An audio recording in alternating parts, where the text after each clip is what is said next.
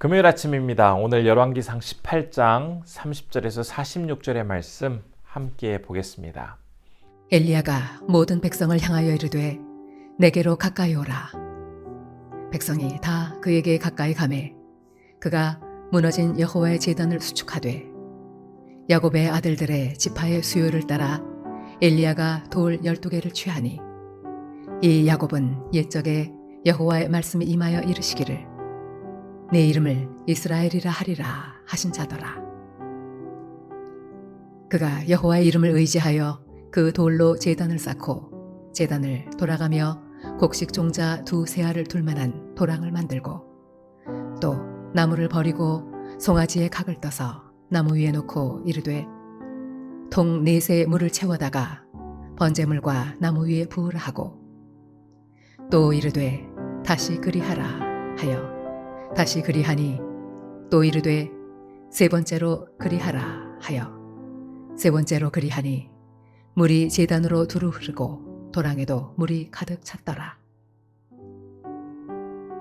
저녁 소제 드릴 때에 이르러 선지자 엘리야가 나아가서 말하되 아브라함과 이삭과 이스라엘의 하나님 여호와여 주께서 이스라엘 중에서 하나님이신 것과 내가 주의 종인 것과 내가 주의 말씀대로 이 모든 일을 행하는 것을 오늘 알게 하옵소서. 여호와여 내게 응답하옵소서. 내게 응답하옵소서. 이 백성에게 주 여호와는 하나님이신 것과 주는 그들의 마음을 되돌이키심을 알게 하옵소서. 아멘. 이에 여호와의 불이 내려서 번제물과 나무와 돌과 흙을 태우고 또 도랑의 물을 핥은지라.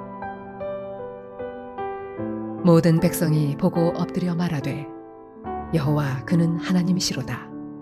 여호와 그는 하나님이시로다 하니 엘리야가 그들에게 이르되 바알의 선지자를 잡되 그들 중 하나도 도망하지 못하게 하라 하매 곧 잡은지라.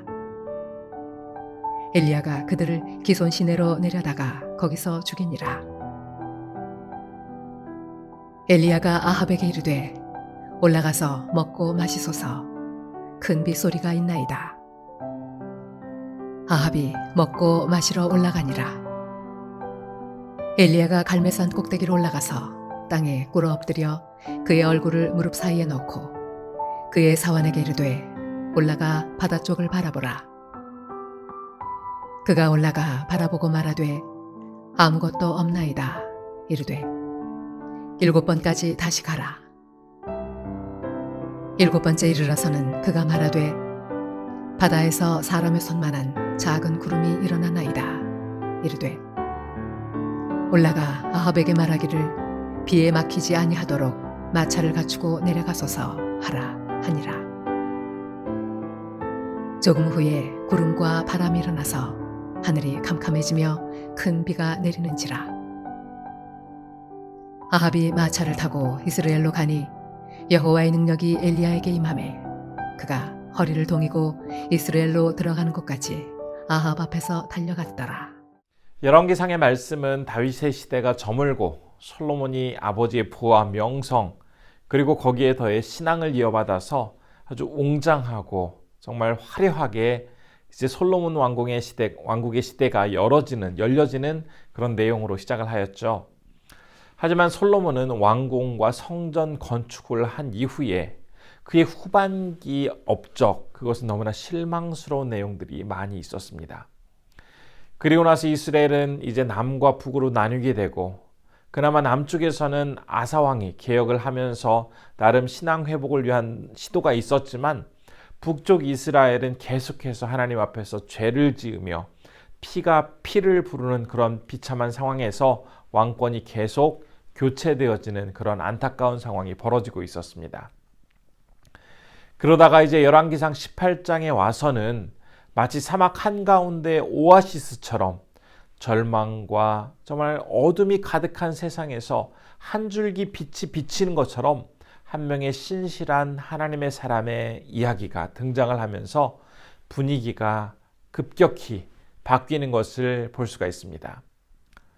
수많은 역경과 고난의 상황에서도 담대하게 하나님의 말씀을 전한 선지자 엘리야의 이야기가 바로 나오고 있습니다.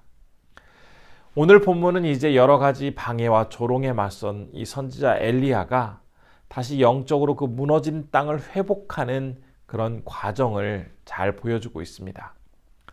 먼저 30절의 말씀을 보면 그동안 무너져 있던 하나님의 그 제단을 수축하면서 그는 이스라엘의 영적인 회복을 간절히 바라며 준비하고 있습니다.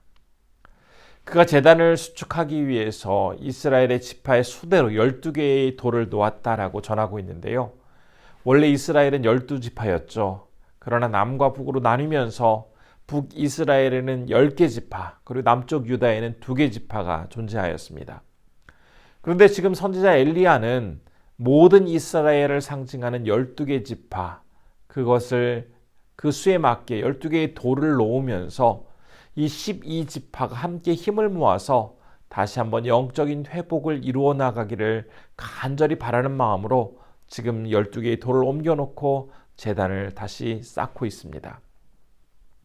거기에 더해서 제단 주변에 도랑을 파서 12통에 물을 채워와서 그곳에 붓고 있는데요. 참 물이 귀한 그곳에서 12통이나 되는 많은 물을 구해서 갈멜사 꼭다기까지 지고 와서 물을 붓는 이 수고, 이것은 곧 최선을 다해서 제단을 준비하고 있는 모습을 보여주고 있습니다. 하나님 앞에서 전심으로 나아가서 간절한 마음으로 부르짖으며 준비하고 있는 이 엘리야의 모습에 하나님은 이제 응답을 해주시는데요.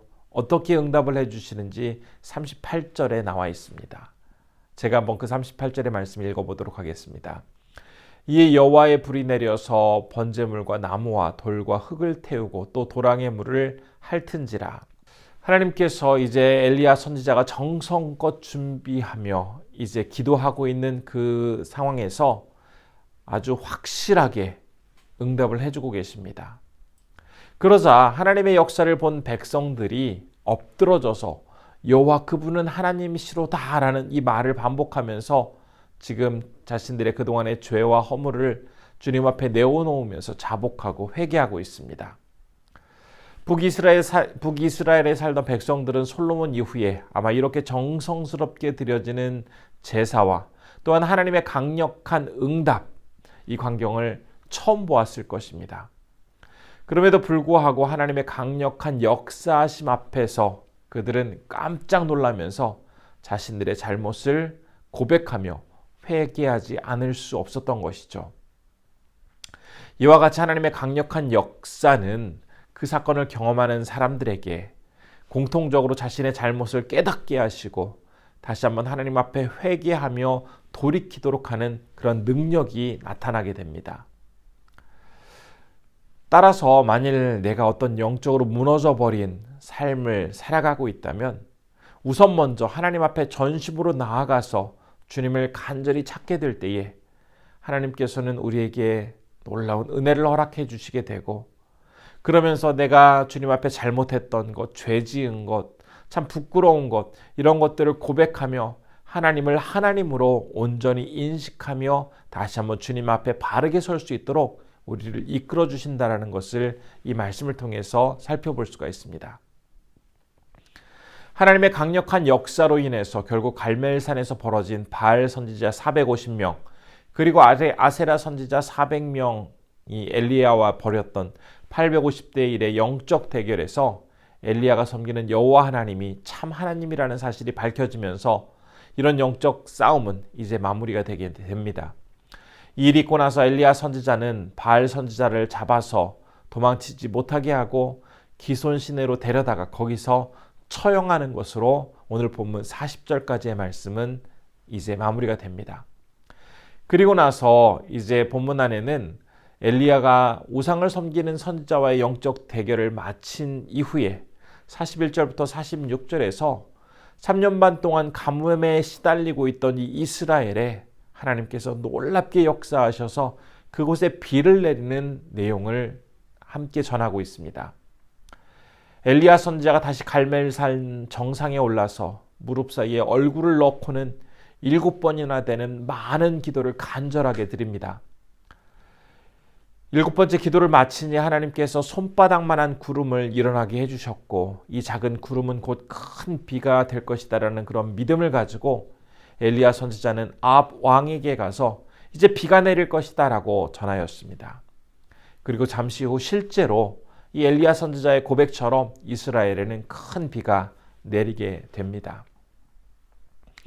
오늘 말씀 속에서 엘리야 선지자는 하나님 앞에 바르게 나아가서 그분을 의지하며 또한 하나님께 의뢰할 때에 온전히 의탁할 때에 하나님께서 어떻게 역사하시는지를 너무나 잘 알고 있었습니다. 그리고 실제로 그 방법을 따라서 사역하고 있는 모습을 우리에게 보여주었죠. 우리는 이 말씀을 보면서 우리가 하나님께 나아가 그분의 일하심을 경험하기 위해 또한 우리가 어떻게 준비되어야 하는지를 잘 알 수가 있습니다. 우선 자신의 삶 속에서 혹시 무너져 내린 예배의 자리가 있다면 그 예배의 자리를 먼저 회복하기를 간절히 기도해야 하겠습니다.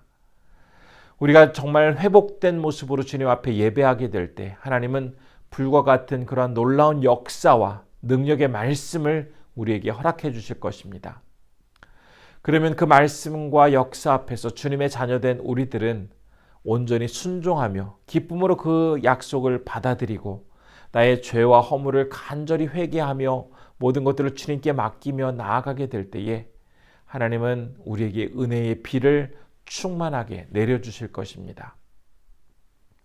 우리는 이 말씀을 보면서 다시 한번 내 영적 상태를 점검해 보기를 바랍니다. 혹시 내 삶 속에서 많이 황폐해지고 무너져버린 그런 예배의 자리가 있다면 다시 한번 주님 앞에 바르게 서기를 결단해야 할 것이고요.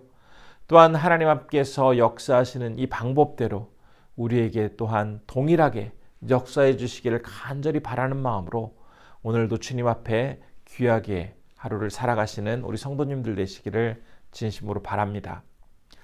기도하겠습니다. 첫 번째로는 내 삶의 무너진 예배를 회복하게 하시고 그분의 말씀에 온전히 순종하며 나아감으로써 주님을 진심으로 바라보게 하시고 하나님의 은혜 가운데 살아가게 하옵소서라고 기도했으면 좋겠고요.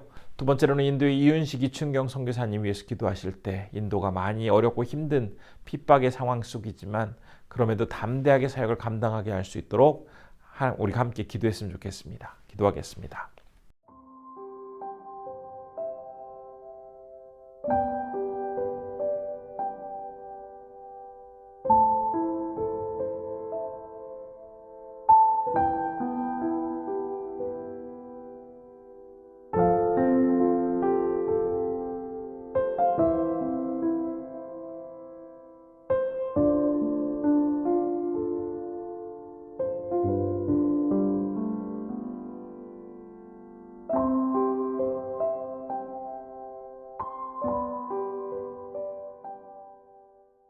살아서 역사하신 아버지 하나님, 엘리야 선지자가 850대 1에 참 수적으로 너무나 열세가 되는 그런 상황에도 불구하고 하나님 앞에 나아가 예배의 자리를 회복하고 주님께 간절히 기도하는 가운데 하나님께서 불과 같은 능력을 내려주시고 그의 모든 것들을 응답해 주시고 또한 비를 내려 그 모든 상황을 이끌어 주시는 하나님의 능력을 우리가 경험하게 해주시니 감사드립니다.